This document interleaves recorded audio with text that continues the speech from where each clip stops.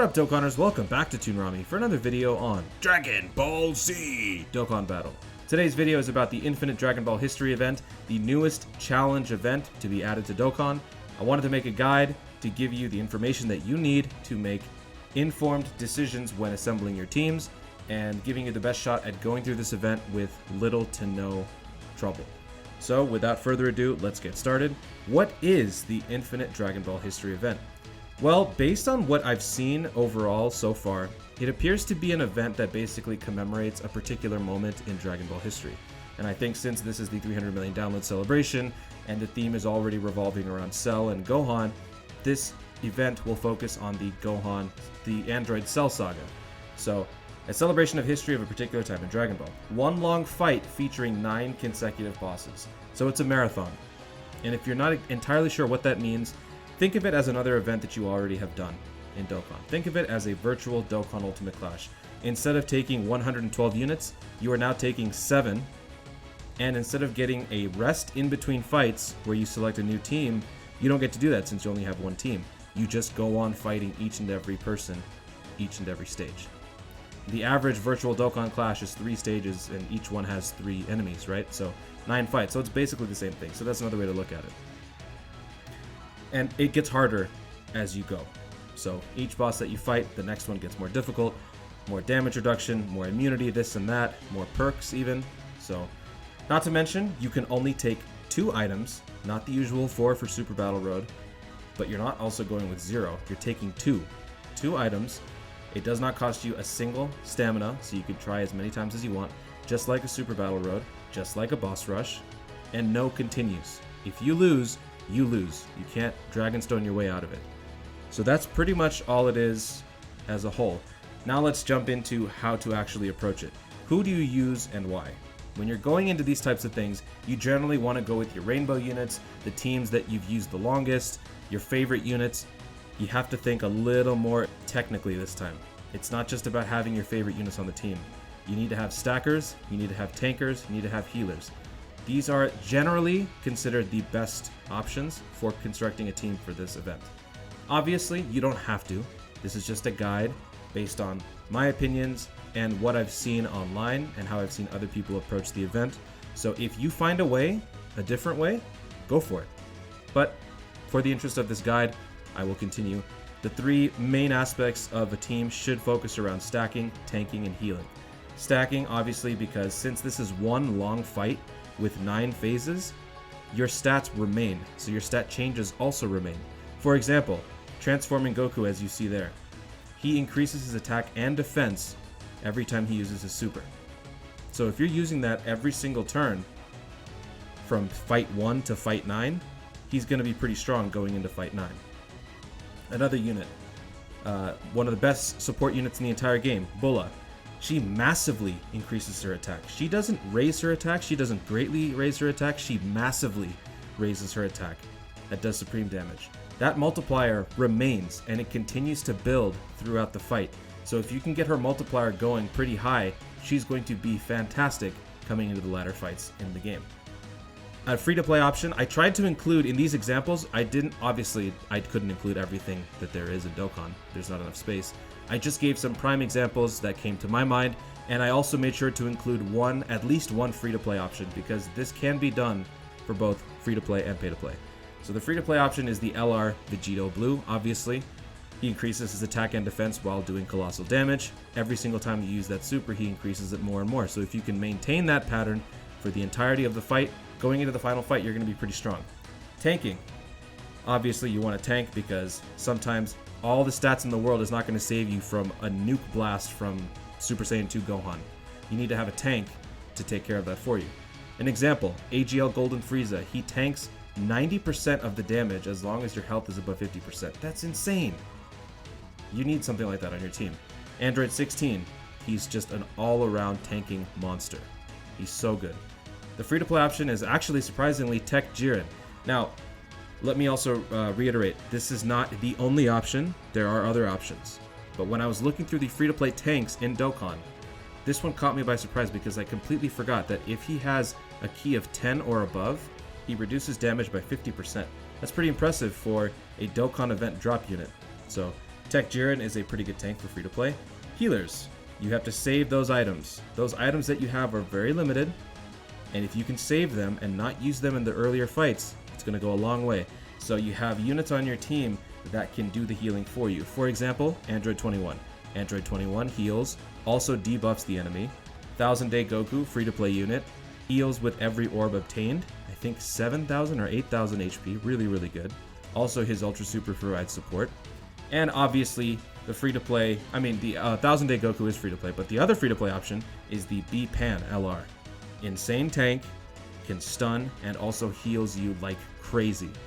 That is probably the best healer in the game for this event. Next, you want to know who you're fighting. So as I said, I'm pretty sure that this is the start of some new event in Dokkan, where they take a certain portion of Dragon Ball history and they celebrate that with a new roster of enemies. Since this is the 300 million download celebration, we are focusing on the Android Cell Saga. 2 stages are constructed to show that. Stage 1, the super enemies, so all of your Z fighters from the Cell Saga. Stage 2, all of the androids from the Android Cell Saga. So this could probably change sometime down the road, but not for the foreseeable future. Anyway, know your enemy. Take a look at these guys, see what they do. In the earlier fights, they don't do much. As you move on in the fights, you notice that the stats and the perks, well, you can't see the stats, but the perks start to pile on. Most notably, let's take a look at the 7th slot on stage 1. Goku, he dodges, and he is annoying. Be very careful, he dodges. Once you get to stage 7, on either fight, from that point forward, you want to be really, really careful, because that's basically... I wouldn't say it's the same as Super Battle Road, but the stakes are about as high as Super Battle Road at that point, so from 7 onwards, you want to be really, really careful. But up till then, it's basically one fight after another, no real danger, no real risk. For stage 2, however, the first 2 fights are androids who absorb your energy-based attacks. So if you throw anything at them that's energy-based, not only are they immune, they heal from it. So be careful. And then, on the final fight of the stage 2, Cell heals himself. So that's something to look out for. Before going into these, if you don't remember what's going on with these enemies, take a look at this roster and make sure that you take note of who is the one that you really need to pay attention for. Some tips, some tricks, some stuff, some things. These are really, really nice things to know when going into this, especially if you have not tried it already. I'm just going to read these off for you. Don't rush. This event is permanent. So there is no end date for the event, meaning it is now a mainstay in Dokkan. Just like Boss Rush, just like Super Battle Road, just like Extreme Z Battles. Well, that's kind of a bad example. They come and go. But this is here to stay. Now, as far as what the restrictions might be, is it a weekend-only event? Is it a weekday-only event? Who knows? But it is going to be around all the time. So fear not. Don't try to get this done in the next 2-3 days. Don't think you have to go summon 10 more multis just to get some units to do this. Don't worry about it. You've got time. Don't cram your teams just to clear the missions all at once. Why am I mentioning that? Because not only is this a new event, but you've also got new missions with the new event. So let's take a look at the missions. Defeating each enemy gives you a Dragon Stone. If you defeat all the enemies on a certain stage, you get some more Dragon Stones. If you clear stage 1 with at least 3 Android Cell Saga category characters, you get a mission. Clear stage 1 with at least 3 Android category characters, you get a mission complete. A lot of people try to do all of that at once, and they very well can, because there are enough units to do that. I myself did that, but don't feel pressured to do that yourself. If you don't have the units to do it, if you don't think you can, trust me, the worst feeling in the world is to try to do everything at once and fail and get nothing out of it. Wouldn't you rather go in focusing on one thing, guarantee the success, and then focus on the next one some other time? I think that would be the better option. So the same applies to the later stage 2. Complete stage 2 with at least 3 hybrid Saiyans. Clear stage 2 with at least 3 pure Saiyans. These two can be done in tandem. However, it's not mandatory. It's not even close to mandatory. For convenience sake, people tend to do it. But if you don't have the units, don't even consider it. So that's what I mean by don't cram, because that can be the end of you before you even know it. Bring multi-dimensional support items. When I say multi-dimensional support items, I'm talking about items that do more than just one thing. A Sensu Bean heals you, but it also clears status ailments, like stunned or coercion, where you're locked in place. That is a multi-dimensional item. Aider, Android 8, heals you 75% or 70%, gives you increased defense for 2 turns. multi-dimensional item. Princess Snake increases your damage resistance by 55% and heals you. 55%? I don't remember how much it heals you by. But, again, multi-dimensional item. Think of what item you want to bring, because you can only bring 2, and make sure that they serve more than one function, because it will help you. Since you are using less items, you want to have the item do more for you per item use. So, think carefully. Try to save your items for the final few phases. Early on, you're going to be stacking, increasing your Dokkan meter, and just getting a feel for the environment. So try to avoid using those items early on. If you find yourself struggling on stage 2, it might be worth starting over, because it might end up hurting you in the end if you use those 2 crucial sensu beans on stage 2, and then you have 2 less items to use on stage 9. Stack early, flex later. So like I said, this is an example that a lot of people like to use. So earlier on, we were talking about the roster of enemies, right? On stage 2, take a look at the first 2 units, Android 19 and Dr. Gero. They are immune to ki and they heal. So actually what a lot of people have done, and myself, I also did, was don't worry about beating them so much. Use that time to stack your characters. If you're using units like Tech Vegito Blue, Transforming Goku, Transforming Vegeta, who else? LR Vegito Blue, Bulla. Use those units early, get their stats up. It will do a multitude of things for you. 1, you will become so strong that for the subsequent fights, you won't even need to use your items. 2, you will increase your Dokkan meter early on. And worst case scenario, if you actually sustain quite a bit of damage in those first 2 fights, you can use that Dokkan attack early and still be able to replenish it going into fight 7 or 8 or 9. So there's a lot of good use in having enemies who can stall early on for this. It's actually really, really nice to have. So don't worry too much about those 2 guys there. So like I said, stack early. If you can do it, do it. Do it. Do it. Save your active skills for the final few phases. Since this is a singular fight with multiple phases, everything is happening in one battle. So if you have an active skill, you will use it and then you're done with it. If you get Pan's active skill, you use it, give yourself a 33% attack bonus for that one turn, and then it's gone. Keep that in mind. Pay attention to the immunities. So like I was saying, pay attention to the rosters, pay attention to the abilities that these enemies have. Some can dodge, some can heal. You're going to want to know that going in so that you can adjust your strategy accordingly. And make sure you have some type advantage for the final boss. You can have the greatest units in the world, but if you don't have a single unit that can stand up against the final boss in terms of type, you're probably going to lose, because they do a lot of damage, they'll heal, or they'll do whatever perk they have. You're probably going to lose because they're going to do a lot of damage to your guys, you're going to have very limited items, and you're not going to have a single unit that can really withstand those attacks. So really make sure that once you've constructed your team, you have at least 1, I would say 2 units that can stand toe-to-toe with the final boss. For some extra help, I wanted to refer you guys to the Dokkan Wiki. There are some really, really great pages that you should check out. I highly recommend you do that, especially since I could not provide all the information possible. There's just too many units.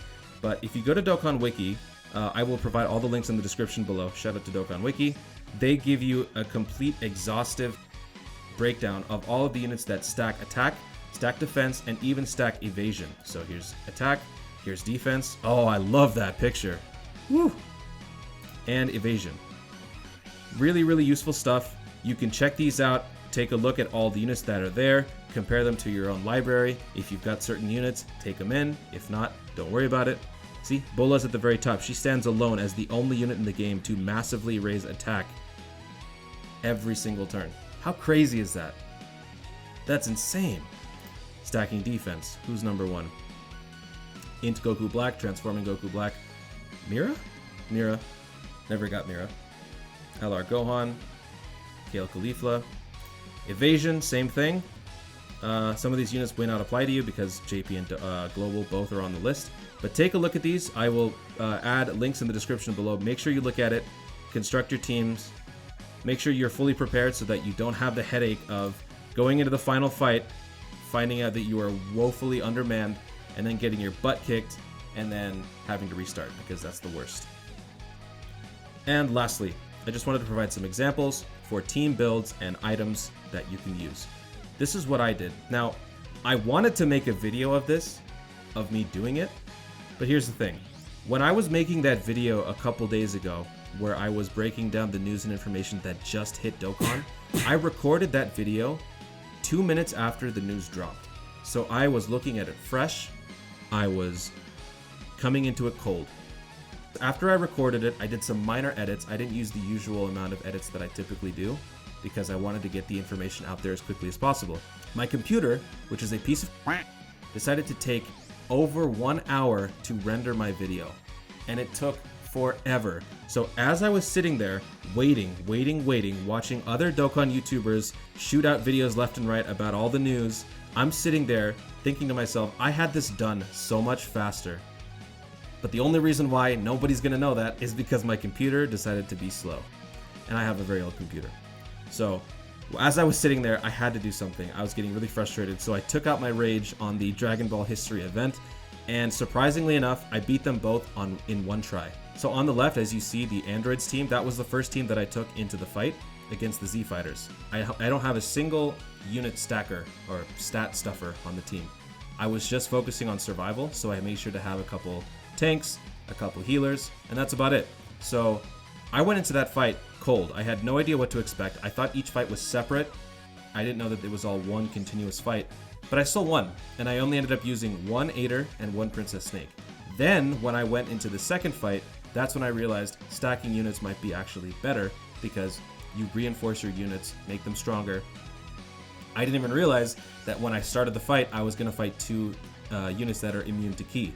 Fortunately, a couple of my units there, like the SBR Goku, the Kaioken Goku, and the Pan, have physical attacks. So I think I lucked out as far as having a good balance between ki attacks and physical attacks. Long story short, it all worked out really well for me. I also have some pretty decent units. So with that said, I would just like to say, a lot of people are saying that this is very easy. Those are the people that have been playing this game for a really long time. They're whales, they're lucky, or they just have the right units. So just because someone says that it's easy may not necessarily be easy for you. So don't feel too bad if you struggle on this, because it's going to take time for you to adjust to the new fight, the new conditions, and it's probably going to take time for you to get the units that you actually need if you don't have them. I was thinking about making another video of me going through those runs again, but I wasn't sure. If you guys really want me to do that, let me know in the comments and I will do it. But at least I could do was take a picture of the two rosters that I used to win. Unfortunately, I didn't record it, as I said, but I was thinking about doing those runs again, maybe with a free-to-play team or with a particular team that, I would want to try. So if you guys are interested in me doing those types of videos, let me know in the comments. Otherwise, I'm probably not going to do it. I want to get back to Super Battle Road and make more of those videos. Maybe after I finish Super Battle Road, I'll do this. So just let me know what you guys think in the comments. And that's about it for this video. So I hope you found it useful. If you have any questions at all, let me know in the comments. Or you could even join the Discord and you can ask myself or anyone in the Discord questions. We're all really nice. We're all really supportive of each other. So feel free to do that. But if you enjoyed the video, be sure to leave a like down below. Let me know in the comments if you beat this already. And if so, what was your team lead unit for both stages? For me, it was MVP 17, and LR Go Bros, what was your lead unit? Let me know in the comments. Be sure to subscribe for more Dokkan content in the future. Thanks again, stay tuned, and always remember to Dokkan responsibly. Do it.